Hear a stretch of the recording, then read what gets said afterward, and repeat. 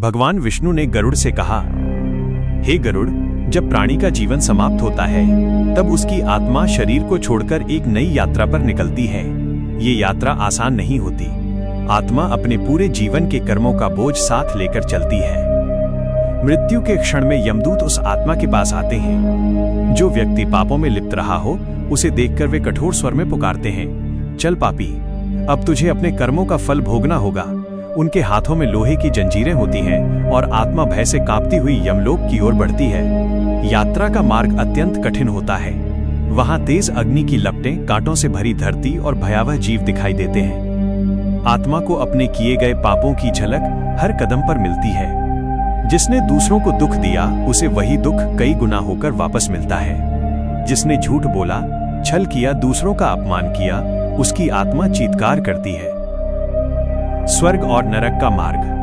भगवान विष्णु आगे कहते हैं, हे गरुड़, जो व्यक्ति सत्य, दया और धर्म के मार्ग पर चलता है उसे देवदूत स्वर्ग की ओर ले जाते हैं। वहां दिव्य प्रकाश फैला होता है, सुगंधित पुष्पों की वर्षा होती है और आत्मा को गहरा आनंद प्राप्त होता है। स्वर्ग में धर्मात्मा आत्माएं अपने पुण्य के अनुसार सुख भोगती हैं। उन्हें वहां न दुख होता है, न भय, न पीड़ा, केवल शांति, भक्ति और आनंद का अनुभव होता है। वहीं जो अधर्मी हैं उन्हें नरक के द्वारों पर ले जाया जाता है, जहां उनके कर्मों के अनुसार दंड मिलता है। किसी को अग्नि में जलाया जाता है, किसी को बर्फीली नदियों में डुबोया जाता है और कोई पत्थर की चक्की में पीसा जाता है। यह सब केवल अपने ही कर्मों के कारण होता है। अंतिम संदेश, कर्म और मोक्ष।